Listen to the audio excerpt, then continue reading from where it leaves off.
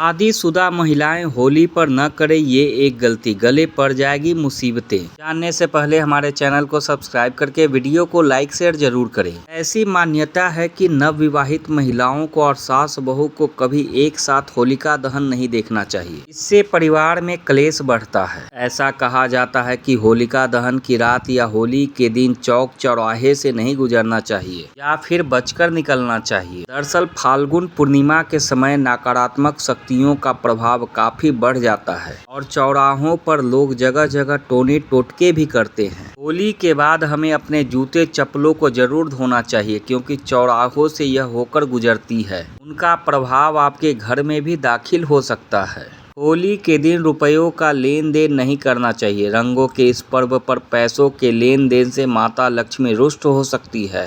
रंग वाली होली केवल सुबह से लेकर दोपहर तक ही खेलना उचित होता है। संध्या काल में यह त्योहार मनाना ठीक नहीं माना जाता।